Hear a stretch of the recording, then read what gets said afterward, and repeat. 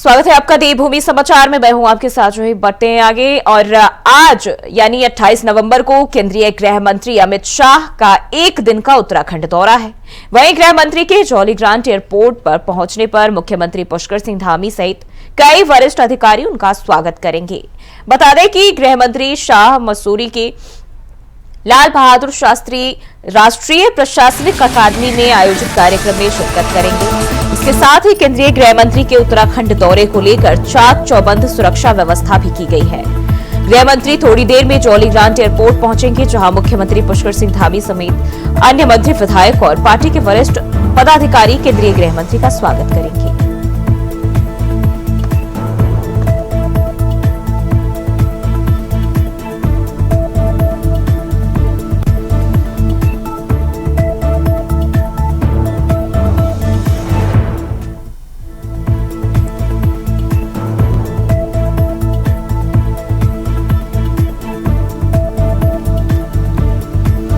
तो गृह मंत्री कार्यक्रम में शिरकत करेंगे और उत्तराखंड दौरे पर गृह मंत्री अमित शाह जहां जौलीग्रांट एयरपोर्ट पहुंचेंगे, सीएम धामी सहित कई लोग उनका स्वागत करेंगे। और इस खबर पर ज्यादा जानकारी के साथ धनराज गर्ग हमारे संवाददाता हमारे साथ जुड़ चुके हैं। धनराज, आज गृह मंत्री अमित शाह उत्तराखंड दौरे पर रहने वाले हैं, क्या कुछ कार्यक्रम रहने वाला है आज उनका?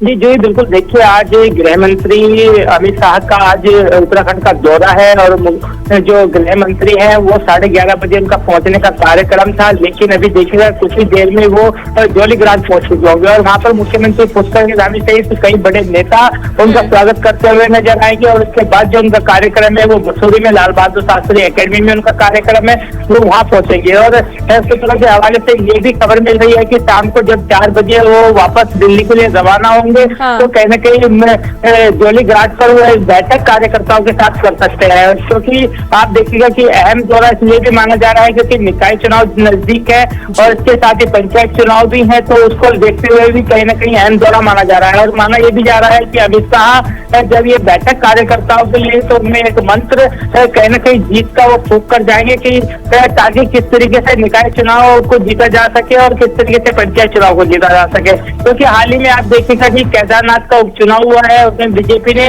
जीत हासिल की है, तो कहीं न कहीं एक हौसला जरूर बीजेपी के नेताओं का बना है।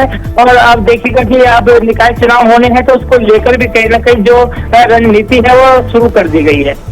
बिल्कुल, यानी कि दौरा बेहद अहम है। केदारनाथ में मिली जीत ने एक बार फिर से कार्यकर्ताओं के अंदर उल्लास और एक उम्मीद जगा दी है। अगर हम दौरे की तैयारियों की बात करें, किस तरह की तैयारियां, सुरक्षा व्यवस्था किस तरह की देखी जा रही है?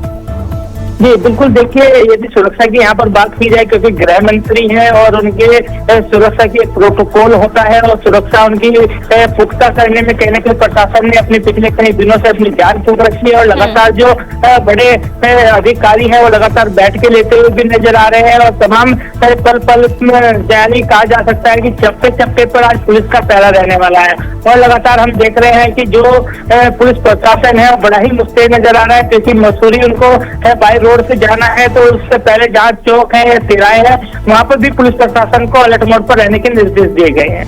बताइए, भी जा रहा है कि सीएम धामी के साथ साथ अन्य कई विधायक और अन्य बीजेपी के जो नेता है वो भी वहाँ मौजूद रह सकते हैं, तो कौन कौन जा सकते हैं सीएम के अलावा? जी बिल्कुल, देखिए जिस तरीके से गृह मंत्री अमित शाह का दौरा है तो उनके साथ मुख्यमंत्री पुष्कर सिंह धामी तो मौजूद रहेंगे ही, लेकिन कई कैबिनेट मंत्री का भी साथ में रहने की जो सूत्र के हवाले से खबर मिली है वो यही है कि कई मंत्री भी साथ में रह सकते हैं, क्योंकि कार्यक्रम मसूरी में रखा गया है तो मसूरी के जो विधायक हैं वो भी वहाँ पर मौजूद रहेंगे। इसके साथ ही आप देखिएगा कि कई ऐसे जो बड़े नेता हैं वो भी इस कार्यक्रम में मौजूद रहेंगे। बिल्कुल, कब तक रुक सकते हैं आज गृह मंत्री? साथ ही साथ अगर हम आगामी चुनावों के लिहाज से बात करें, कितना अहम हो जाता है, क्योंकि पिछले 2 सीटों की बात करें जहां कांग्रेस को जीत मिली, बीजेपी कहीं न कहीं टूट गई थी और उसके बाद अब केदारनाथ में मिली जीत ने एक बार फिर से हौसला बुलंद कर दिया है। जी बिल्कुल, देखिए जैसे आपने सही कहा है कि जो मंगलौर सीट है और बद्रीनाथ सीट है उसमें कहीं न कहीं बीजेपी को करारी हार का सामना देखना पड़ा था, लेकिन अब केदारनाथ की जो सीट है उससे जीत हासिल की है और उससे कहीं न कहीं उत्साह और बढ़ता हुआ कार्यकर्ताओं का नजर आ रहा है। लेकिन वही देखिए अब नगर निकाय के चुनाव नजदीक है तो उसको देखते हुए कहीं न कहीं उत्साह बढ़ने का काम आज अमित शाह कार्यकर्ताओं में करेंगे और कार्यकर्ताओं को एक टिप्स भी देकर जाएंगे कि किस तरीके से वो इस चुनाव को जीत सकते हैं। और आप देखिएगा कि लगातार जो कार्यक्रम की यदि मैं बात करूं तो आज आज एक दिवसीय दौरा ये अमित शाह का है और इस एक दिवसीय दौरे में उनके 2-3 ही कार्यक्रम लगे हैं। उसके बाद शाम को 4 बजे वो दिल्ली के लिए रवाना हो जाएंगे। बिल्कुल धनराज, यानी कि ये दौरा बेहद अहम है कई मायनों में। बने रहिए हमारे साथ, आगे भी आपका रुख करते हैं। तो सीएम धामी गृह मंत्री अमित शाह का स्वागत करने जॉलीग्रांट एयरपोर्ट पहुंचेंगे और उनके साथ साथ अन्य बीजेपी के विधायक और नेता भी मौजूद रहेंगे।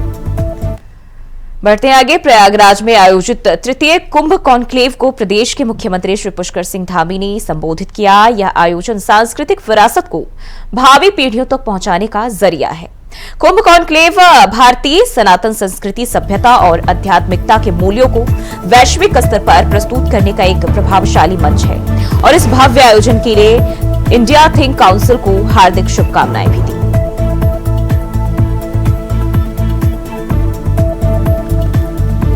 कुंभ कॉन्क्लेव का समापन हुआ और प्रयागराज में तृतीय कुंभ कॉन्क्लेव, जिसको वर्चुअली सीएम धामी ने सम्मानित किया है।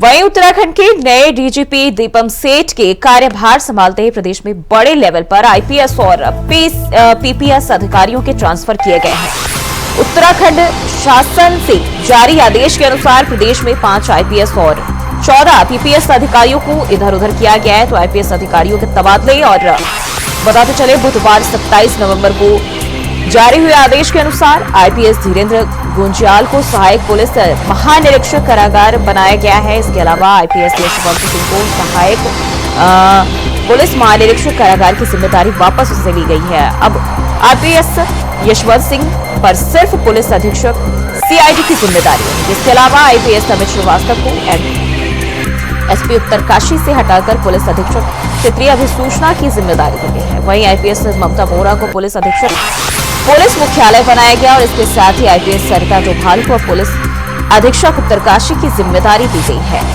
तो देहरादून से यह खबर, और कई सारे अफसरों के तबादले, और आपको बताते चले ममता बोरा को एसपी पीएचक्यू बनाया गया। तो उत्तराखंड पुलिस को लेकर ये बड़ी खबर सामने आ रही है। कई अधिकारियों के तबादले और उत्तराखंड के नए डीजीपी दीपक सेठ ने अपना कार्यभार संभाल लिया है, जिसके बाद ये बड़े लेवल पर अधिकारियों के ट्रांसफर।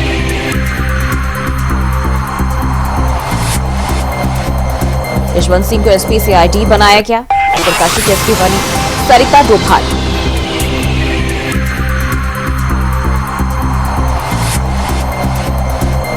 उत्तराखंड पुलिस में तबादला एक्सप्रेस और कई सारे अधिकारियों के तबादले किए गए।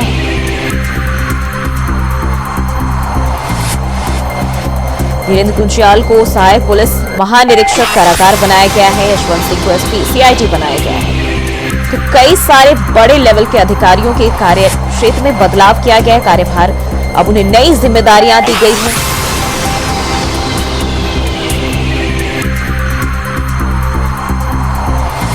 तो आईपीएस और पीपीएस अधिकारियों के ट्रांसफर किए गए हैं और दीपक सेठ के कार्यभार संभालते ही ये बड़ा तबादला पुलिस विभाग में।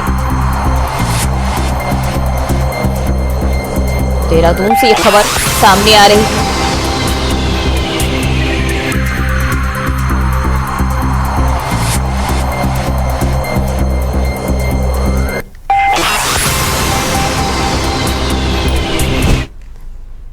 और वहीं आवास और शहरी विकास मंत्री प्रेमचंद अग्रवाल ने ब्राह्मणवाला में निर्माणाधीन आढ़त बाजार का निरीक्षण किया और इस दौरान एमडीडीए के निर्माणाधीन पार्किंग फायर स्टेशन का निरीक्षण किया।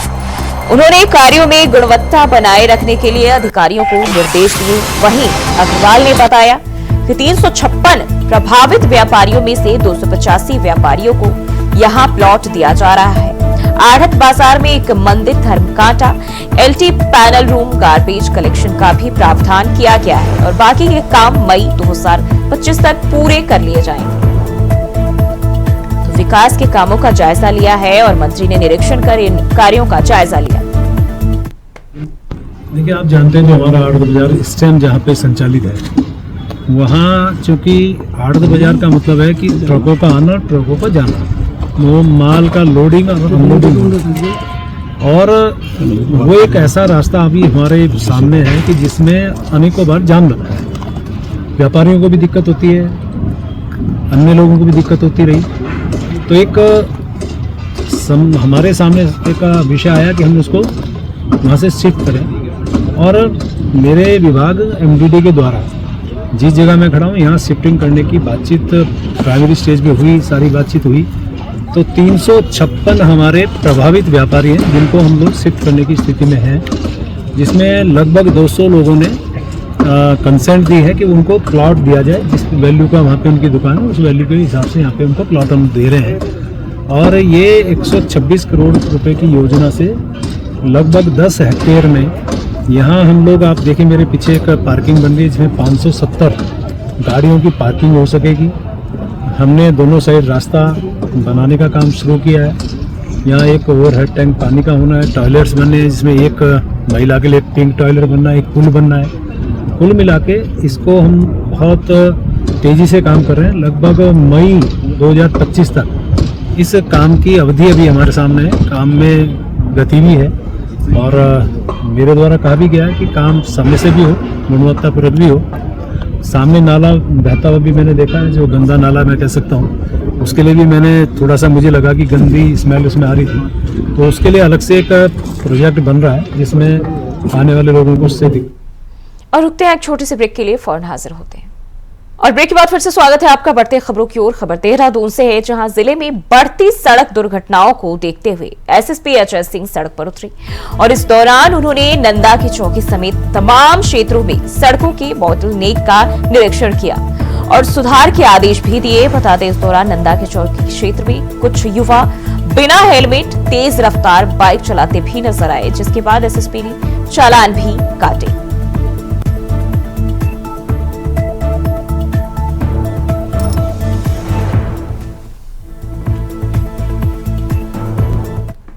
काफ़ी सारे दर्दनाक हादसे हुए जिसमें खासकर देखा गया कि ओवर स्पीडिंग एक इसका बहुत बड़ा कारण रहा है।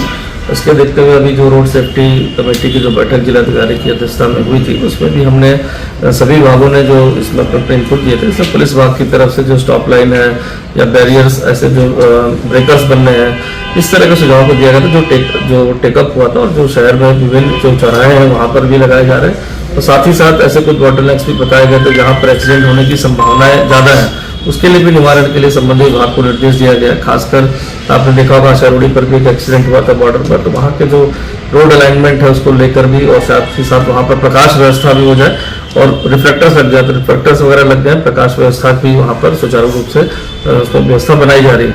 साथ ही साथ एक दो और प्रपोजल है नंदा की चौकी, और जहाँ पर ज़्यादा एक्सीडेंट होने की संभावना, स्टूडेंट्स काफ़ी मात्रा में रहते हैं, या प्रेम नगर साइड में भी है, वहाँ भी विजिट किया गया। और जो भी चीज़ें हमें लग रहा है कि जरूरी है संबंधित विभाग से कोऑर्डिनेशन की बात करने से कुछ बेहतर हो सकता है, तो उस पर भी हम संबंधित विभाग को बता रहे हैं और ऑन साइट विजिट के बाद उनको नोट भी करा रहे हैं। और वहीं हरिद्वार के रोशनाबाद पुलिस लाइन में 22वीं अंतर जनपदीय पुलिस प्रतियोगिताओं का शुभारंभ किया गया।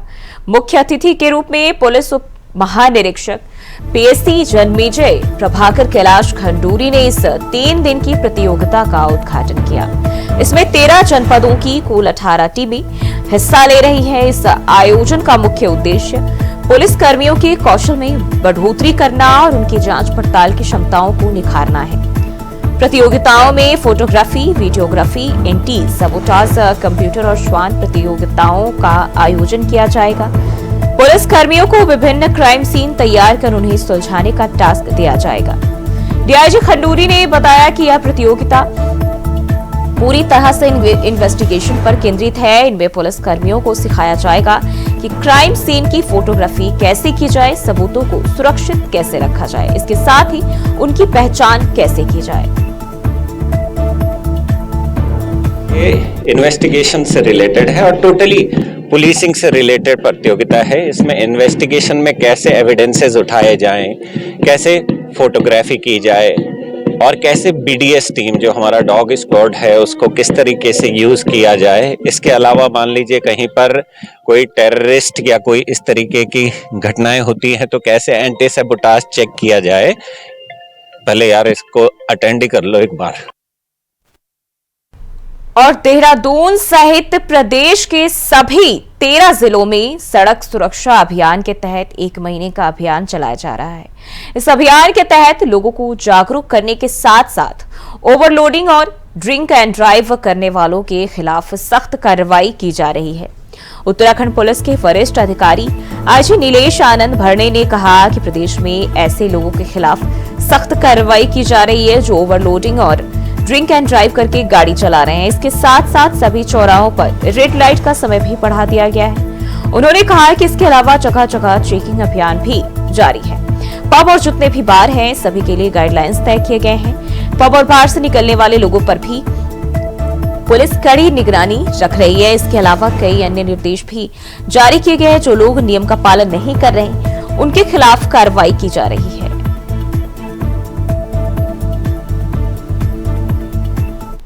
नवंबर माह में जरूर कुछ हादसे जो है गंभीर प्रकार के हुए हैं। इसमें जो है पुलिस मुख्यालय भी बेहद गंभीर है और इसमें विस्तृत जो है सर्कुलर पुलिस मुख्यालय से जिलों को किए गए हैं, जिसमें जो है एक माह का जो अभियान भी चलाया जा रहा है, जिसमें ओवरलोडिंग वाहन है और नशे के खिलाफ जो चलाते हैं उसमें अभियान चला और लगातार इसमें जो है चालान किए जा रहे हैं।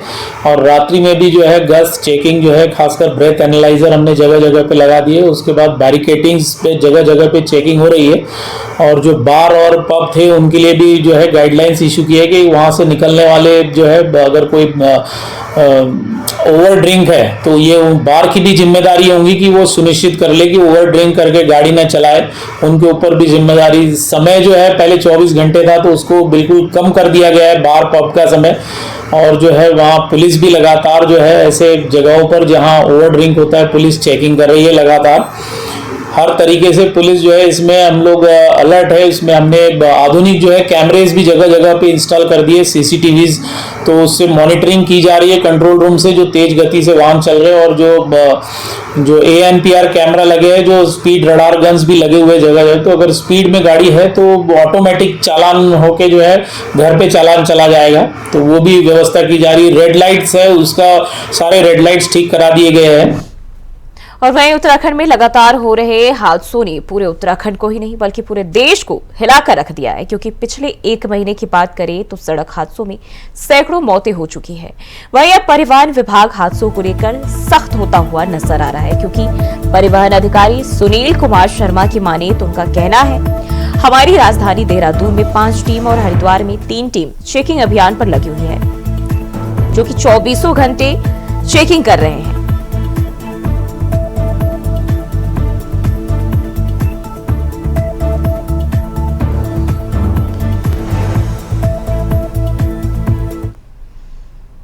और उत्तराखंड में अब राज्य आंदोलनकारियों के आश्रितों के प्रमाण पत्र बनेंगे, जिससे उन्हें सरकारी नौकरियों में 10% क्षैतिज आरक्षण का लाभ मिलेगा। राज्य में 11,000 से ज्यादा चिन्हित राज्य आंदोलनकारी है। इसके साथ ही राज्य आंदोलनकारी और उनके आश्रित अपने जिले के जिलाधिकारी के माध्यम से इसका प्रमाण पत्र हासिल कर सकते हैं। जिसके बाद भाजपा प्रवक्ता विपिन कैंथोला का कहना है कि राज्य आंदोलनकारियों की मांगों के प्रति सरकार गंभीर रही है और उनकी क्षैतिज आरक्षण की मांग को भी सरकार ने पूरा किया है। देखिए, उत्तराखंड राज्य जो है बड़े संघर्षों के बाद हम सबको मिला है और जिन जिन लोगों ने, जिन परिवारों ने, जिन व्यक्तियों ने उस संघर्ष में अपना महत्वपूर्ण योगदान दिया, उनको चिन्हित करने का काम हमेशा भारतीय जनता पार्टी की सरकार ने किया है। चाहे वो 2007 में जनरल खंडूरी की सरकार हो, उस समय उत्तराखंड आंदोलनकारी परिषद बनाना हो, या इस समय धामी जी के द्वारा जिस प्रकार से जो आंदोलनकारी हैं उनके पेंशन को उनके आश्रितों को देना हो, इन सब चीजों पर बखूबी हमारी सरकारों ने काम किया। इन सब लोगों को चिन्हित किया गया। निश्चित रूप से जो क्षैतिज आरक्षण की बात भी जो हमारी सरकार ने की है, उस पर भी सरकार ने महत्वपूर्ण कदम धामी जी ने लिए थे। और आने वाले समय में हम उत्तराखंड आंदोलनकारियों के सपनों का ये उत्तराखंड बन सके, ये पहाड़ी राज्य देश का सिरमौर बन सके, इस ओर हमारी सरकार काम। 10% क्षैतिज आरक्षण राज्य आंदोलनकारियों को पहले मिलता था। एक याचिका के कारण इसमें बाधा उत्पन्न हुई थी। दोबारा से सरकार ने 10% क्षैतिज आरक्षण देने का वादा किया और इसके लिए राज्य आंदोलनकारियों को, कांग्रेस पार्टी को लंबा संघर्ष करना पड़ा। सरकार के दरवाजे पर कई प्रदर्शन हुए, आमरण अनशन तक हमारे राज्य आंदोलनकारियों को करना पड़ा। अब इस पर शासनादेश जारी हो गया, अच्छी बात है, ये स्वागत योग्य है। अब देखते हैं राज्य आंदोलनकारियों को इसका कितना लाभ मिलता है। अगर इसमें बहुत ज़्यादा पेचीदगियाँ पैदा की गई तो निश्चित तौर पर फिर से राज्य आंदोलनकारियों का आक्रोश बढ़ेगा। लेकिन अभी शासनादेश जारी हुआ है, उसके क्या क्या पैरामीटर्स बनाए गए हैं उसका अध्ययन किया जाएगा, तभी इस पर कुछ कहा जा सकेगा। और देवभूमि समाचार में फिलहाल के लिए बस इतना ही। खबरों के लिए देखते रहिए इंडिया वॉइस।